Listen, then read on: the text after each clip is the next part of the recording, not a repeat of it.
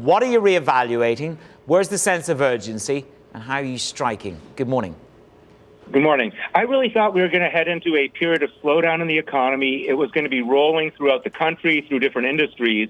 But all of a sudden, the jobs report was so strong last Friday. We've seen some other signals. And I always go back to the City Economic Surprise Index, and that has bounced significantly since the middle of January. And I kind of poo-pooed some of that. I could find reasons why maybe spending was overstated. Various reasons, but I'm now trying to dig deeper. Could we actually avoid any sort of landing and really have this sort of trampoline effect? I don't see it, but I'm now worried about it, and it wasn't a worry for me as a economic bear a week ago. I mean, that's a heck of a pivot in the space of a week. What would be a trampoline moment? Where would you just say, actually, I'm going to throw in the towel here. I'm convinced now. I am absolutely convinced.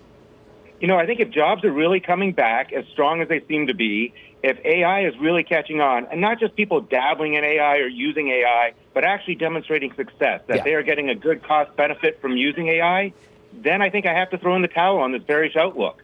At the other end, you've seen some problems in commercial real estate. So there's offsetting, and I'm not there yet. But all of a sudden, you can see this potential for a real takeoff in the economy. I recommend everybody goes back and reads Alan Greenspan's discussion. He wrote a paper, I can't quote all of it, his discussion around the new paradigm, which is back in a period of time when we had the evolution of the internet, the democratization of the internet. What would that mean for efficiency, for productivity? And I think we're at, what does anybody care what I think? We're at some kind of an inflection point with productivity and technology. Peter, you mentioned the regional banks and commercial real estate. Last year, you were bullish, not evangelist, you were bullish. You were recommending CRE and regional banks for much of last year. You cannot decide whether last week was idiosyncratic and a great buying opportunity or not. Again, what is it that would turn you from unsure to an assurity of going long? Right. So we had such a good run into last year. We kind of recommended reducing exposure. Right now, we're seeing a few isolated events. I do think positives for commercial real estate. A lot of the big projects are well funded. They're backed by big people who have plenty of money. The rates are higher, but they can get renegotiated. There's a lot of stability. I do think we're going to see 2024 as a return to work from the office. So that's going to be supportive of real estate. There are going to be individual cities and regions, I think, that struggle. So my only concern is, does this really hit the small, the 10-unit multifamily thing and creep up from there? I don't think we do. So I'm getting positive, but I want to watch a little bit more data, get a little bit more anecdotal evidence that this is a small bank issue and not something that creeps into larger real estate and larger banks. Okay. Can we just step back for a moment and go back to where we started? You said, look, Manus, I'm ready to be convinced. I'm ready to act urgently and reconsider my position. If you look at the base case of no landing or quasi-soft landing, Ian Lingen is on the IB with me at the moment at BMO, and he's saying, listen, this is a 10 to 15% uplift in equity markets if that's what comes to pass. But you're not going to get an excess of 20% like you had late last year. So what kind of return in this quite holistic environment that you say you wait to be convinced of can be delivered in equities? And how does that transfer across assets?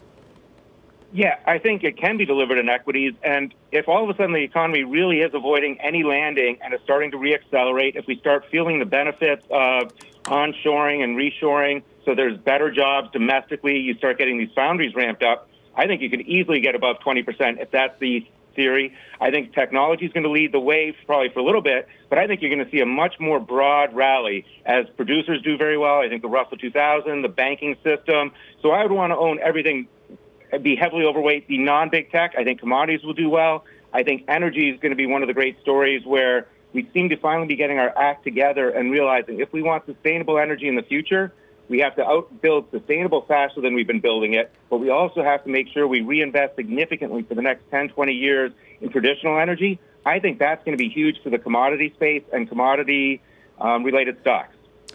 I'm sort of torn here. I've got a quasi-European narrative, which is UBS share buybacks, BP share buybacks. I mean, Exxon and Chevron have also been gargantuan share buybacks. Maybe big oil trades at a valuation discount because of all of the headwinds of whether you want to own big oil. But when you see this buyback wave coming towards us in January during this earnings season, how important is that to portfolio construction?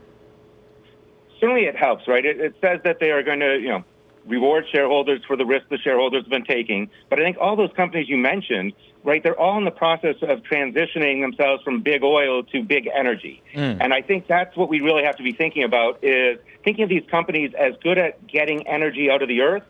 And if they happen to do it one way for decades, they're going to do it other ways. So that's why I like them so much. I think they've got the resources, the money, and the expertise to transition themselves, and that's where you're going to see that benefit, right? They will figure out how to maintain what we have, grow to the future. They will all look very different 20 years from now, and you want to enjoy that ride, I think. Enjoy the ride. Well, certainly enjoy the buybacks. I mean, it's amazing, isn't it, the differential between what Exxon and Chevron are doing relative to the size of the BPs of this world. Let's square it away. Since you lack conviction on what's going on with the regional banks, I just wonder what that means for credit. You know, I think credit as a whole is going to do fine.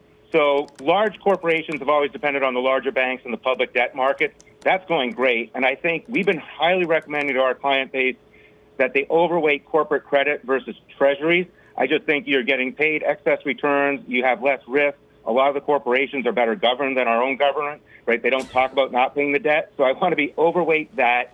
And I think private credit is stepping in for the smaller institutions. Yes, you're going to have to pay a little bit more as the banks are kind of, on their back foot. The small banks, they're not lending as much. Private credit is filling that gap reasonably well.